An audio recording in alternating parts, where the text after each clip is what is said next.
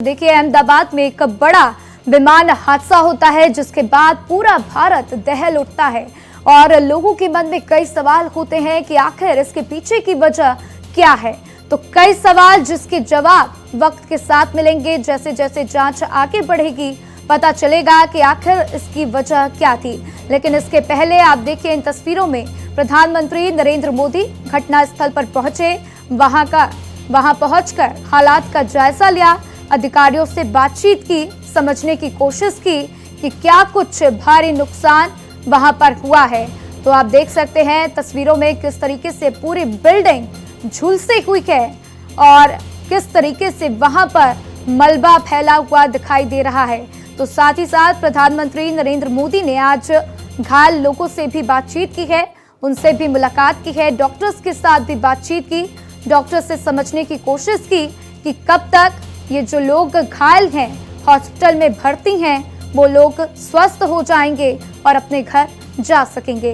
तो आज की बहुत ही महत्वपूर्ण तस्वीर आपके साथ साझा करते हुए, जिसमें आप देख रहे हैं प्रधानमंत्री नरेंद्र मोदी ने अधिकारियों के साथ बातचीत की है, घटनास्थल का जायजा लिया है, वहां पर बातचीत करते हुए भी नजर आए, समझने की पूरी कोशिश उनकी तरफ से की गई।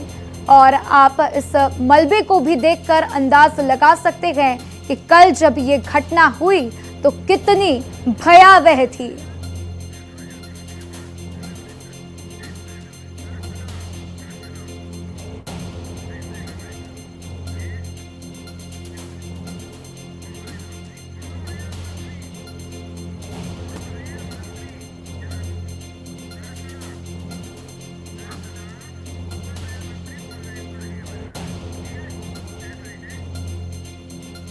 तो पूर्व रेल मंत्री दर्शना मेरे साथ जुड़ चुकी हैं फोन लाइन पर, सीधा उनसे बातचीत करेंगे। दर्शना जी, भारत एक्सप्रेस के साथ जुड़ने में आपका बहुत बहुत स्वागत है। पहला सवाल आपसे, कहां लापरवाही हो गए, क्या वजह अभी तक समझ में आई है जिसकी वजह से ये इतना बड़ा हादसा निकलकर सामने आया?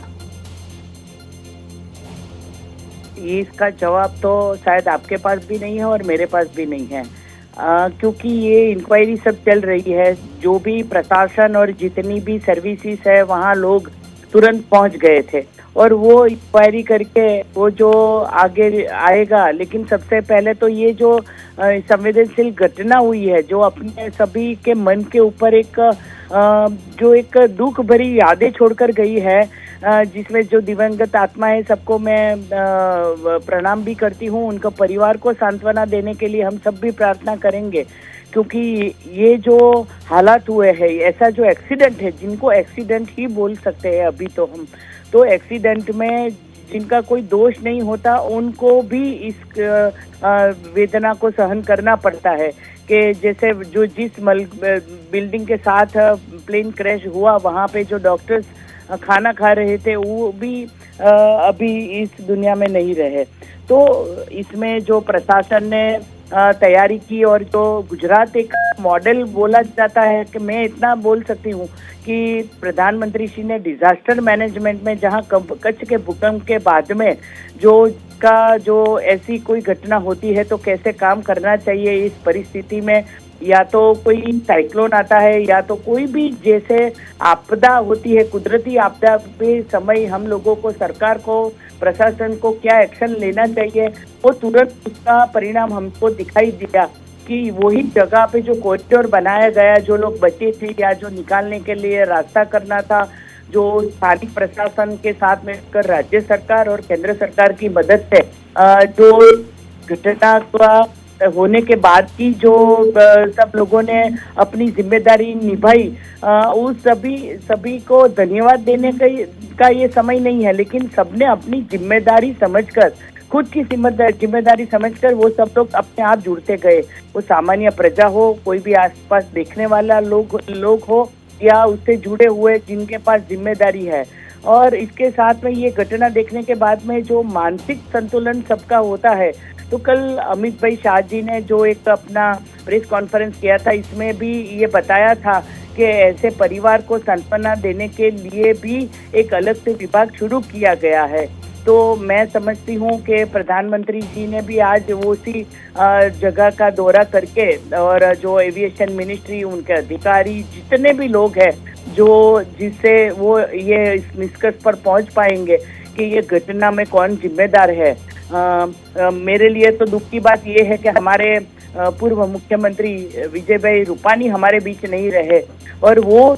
एक जिम्मेदारी निभाते हुए वो काफी दिनों से, मतलब 10-12 दिन पहले अपने परिवार के साथ जाना चाहते थे, लेकिन अगर पंजाब के बाई इलेक्शन में अपनी जिम्मेदारी समझकर रुक गए और मौत उनको यहाँ तक खींच कर ले आई। तो वो जो उनका जो ये घटना से जुड़कर उनका जो उनके साथ जो घटना हुई है, वो परिवार की तरह मुझे लगता है कि गुजरात के सभी जितने भी लोग हैं उसके ऊपर ये बहुत दुख की घड़ी है, और ये संवेदना की घड़ी में हम सबके परिवार के साथ है। और मैंने देखा है कि ये बार मीडिया ने, सोशल मीडिया ने, प्रिंट मीडिया ने और आप जैसे जितने भी लोग ने हैं, वो अपने आप अपनी जिम्मेदारी समझ के जो कुछ निकल रहा है, जो निष्कर्ष हो रहा है, उसको दिखाने की कोशिश करी है। बिल्कुल दर्शना जी, आपने बिल्कुल ये बात सही कही, लेकिन ये बात भी सही है जिस तरीके से लोगों ने अपनों को खोया है, उनका दर्द हम बस समझ सकते हैं, लेकिन वो दर्द क्या है वास्तव में वो वही महसूस कर रहे होंगे। दर्शना जी, एक बहुत ही महत्वपूर्ण सवाल ये भी है कि वापस से इस घटना के बाद जो है फ्लाइट्स का संचालन शुरू कर दिया गया, तो इसके लिए क्या निर्देश दिए गए एयरपोर्ट को, एयरपोर्ट अथॉरिटी को, और क्या कुछ वहां पर सावधानियां बरतने को कहा गया है, इसको लेकर क्या कुछ जानकारी?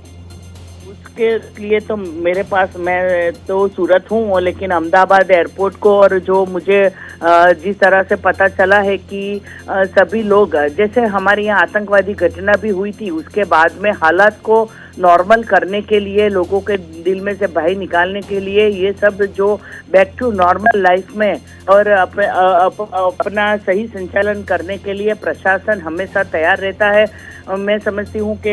वहाँ के एयरपोर्ट अथॉरिटी हो या एविएशन मिनिस्ट्री हो या जो एजेंसी इसके साथ में जुड़ी हुई है, सब लोग अपनी जिम्मेदारी से इसमें अभी और तक सावधानी से, क्योंकि टेक्निकल बातों के लिए तो हम लोग नहीं, आप है नहीं, हमारे पास बहुत सारे एक्सपर्ट है जो अलग अलग बातें बोल रहे हैं। बिल्कुल दर्शना जी, एक्सपर्ट्स अपनी अलग अलग बातें कह रहे हैं, और देखना होगा कि जब जांच होती है तो क्या कुछ बातें सामने आती हैं। मेरे साथ जुड़ने के लिए, जानकारी साझा करने के लिए आपका बहुत बहुत शुक्रिया। Mitali Chandola, crime and investigation editor, मेरे साथ जुड़ी हुई है, सीधा उनका रुख करेंगे। मिताली जी, किस तरीके से एयर इंडिया के ऊपर सवाल उठ रहे हैं, उसके बाद एयर इंडिया के अधिकारियों का क्या कुछ कहना है, क्या कुछ सफाई उनकी तरफ से दी जा रही है? सबसे पहले तो मैं आपको बोइंग 787 ड्रीम लाइनर की जो खामियां हैं उसके बारे में बताऊंगी, क्योंकि हम तमाम तरीके की चर्चा कर रहे हैं। जो अभी राहत बचाव कार्य चल रहा है, जैसे डेड बॉडीज निकाली जा रही हैं, जो विक्टिम्स है उनको कैसे सपोर्ट करना है, ये तमाम बातें चल रही हैं। लेकिन सबसे अहम मुद्दा आ जाता है इतना बड़ा हादसा, और उसके बाद जो है इन्वेस्टिगेशन सबसे इम्पोर्टेंट है। एक सबसे बड़ी बात ये आ जाती है यहाँ पर राधा की 787 ड्रीम लाइनर जो है, इसको काफी अत्याधुनिक जो है तकनीक से बनाया गया है, और इसकी जो ईंधन की जो क्षमता है, यानी कि फ्यूल एफिशिएंसी, इसके लिए जाना जाता है। लेकिन पिछले कुछ टाइम से देखा जाए तो इस विमान में कई गंभीर खामियां आ रही है, जिन्हें हम टेक्निकल फ्लॉज बोलते हैं, और क्वालिटी कंट्रोल की भी समस्याएं सामने आई है, जो अभी तक की इन्वेस्टिगेशन चल रही है। और जो हमें पता चला है इन्वेस्टिगेटिंग एजेंसीज के द्वारा, तो उसमें ये है कि फ्यूल लीकेज जो गैप्स होते हैं, विमान के जो फ्यूल एज गैप्स के जो हिस्से होते हैं, उसके माइक्रोस्कोपिक गैप्स होते हैं, वो थोड़ा सा बड़े हुए थे, और इसमें जो है कई फटीग क्रैक्स भी पैदा हो रखे थे। एफएफए ने जो है